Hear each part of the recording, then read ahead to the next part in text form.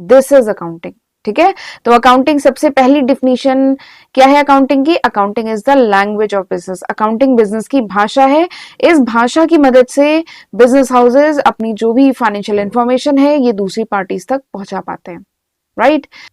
Now the detailed definition of accounting.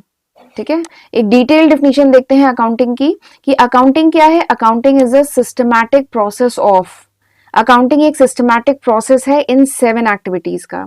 अब मैं आपको 7 एक्टिविटीज बताने वाली हूं, ठीक है, जो हम अकाउंटिंग में करते हैं। तो एक डिटेल डिफिनीशन है अकाउंटिंग की, कि accounting is a systematic process of identifying, measuring, recording, classifying, summarizing, interpreting and finally communicating all the financial information of the company. Organisation की जितनी भी फाइनेंशियल इंफॉर्मेशन है उनको आइडेंटिफाई करना, मेजर करना, रिकॉर्ड करना, क्लासीफाई करना and summarise, then interpret and finally communicate करना। दिस इज अकाउंटिंग, इसी को अकाउंटिंग कहते हैं। ठीक है, और ये जो डिफिनीशन मैं अभी आपसे डिस्कस कर रही हूँ इसको रटने की एकदम कोशिश मत करिएगा। मैं अभी आपको ये जितने मैंने 7 एक्टिविटीज बताई है ना, ये अभी एक एक करके हम इन एक्टिविटीज को डिटेल में पढ़ेंगे। ठीक है, तो अभी केवल जान लीजिए तो अकाउंटिंग क्या है? Accounting is a systematic process of these 7 activity. ये जो 7 एक्टिविटी है इनका एक सिस्टमैटिक प्रोसेस है अकाउंटिंग। ठीक है, तो चलिए अब डिटेल में देखते हैं कि ये जो 7 एक्टिविटीज है ये क्या होती है, इन एक्टिविटीज में हम क्या करते हैं और कैसे करते हैं, राइट? तो चलिए देखते हैं आगे। Next is characteristic of accounting. तो अभी जो हमने डिफिनीशन पढ़ी थी अकाउंटिंग की, डिटेल डिफिनीशन जो अकाउंटिंग की पढ़ी थी, उसी के बेसिस पे हम कह सकते हैं कि अकाउंटिंग के 7 कैरेक्टरिस्टिक हैं।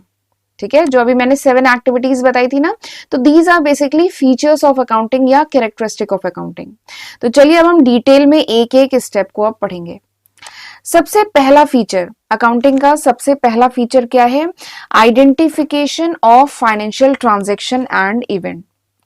ठीक है, तो अकाउंटिंग में बेसिकली क्या होता है, इस स्टेप में हम क्या करते हैं? आइडेंटिफाई करते हैं फाइनेंशियल ट्रांजैक्शंस को और इवेंट्स को आइडेंटिफाई करते हैं।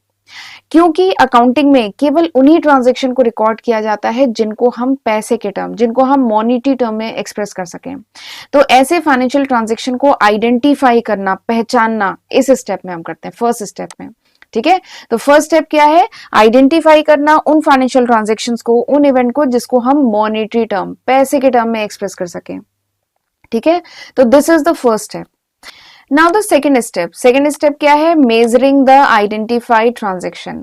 जो ट्रांजेक्शन मतलब तो समझ रहे हैं ना, जो भी ट्रेड है, जो भी लेन देन हुआ है ऑर्गेनाइजेशन में, ठीक है, जो भी बाय सेल हुआ है, दैट इज ट्रांजेक्शन। तो जो भी ट्रांजेक्शन आपने फर्स्ट स्टेप में आइडेंटिफाई किया है, अब उसको मेजर किया जाएगा। मेजर किया जाएगा इन अ कॉमन मेजरमेंट यूनिट। ठीक है, और अकाउंटिंग में यूनिट क्या होती है? अकाउंटिंग में यूनिट होती है मॉनेटरी टर्म, यानी क्या लीजिए, जिस भी कंट्री का फाइनेंशियल स्टेटमेंट बनाया जा रहा है उसकी जो भी करेंसी है, जैसे इंडिया की करेंसी क्या है? रुपी है। ठीक है, तो ये यहाँ पे कॉमन मेजरमेंट यूनिट है। ठीक है, तो जो भी ट्रांजेक्शन हमने फर्स्ट स्टेप में आइडेंटिफाई किया है with the help of some bills, some receipt, कुछ ट्रांजेक्शन के साथ कुछ बिल होंगे, कुछ रिसिप्ट्स होंगी, तो उनकी मदद से जो भी ट्रांजेक्शन है उनको आइडेंटिफाई किया जाता है। ठीक है, आइडेंटिफाई किया पहले स्टेप में, और दूसरे स्टेप में फिर इनको मेजर किया जाएगा इन अ कॉमन मेजरमेंट यूनिट, जो रुपी है। ठीक है, याद रखिए अकाउंटिंग में केवल उन्हीं ट्रांजेक्शन की बहुत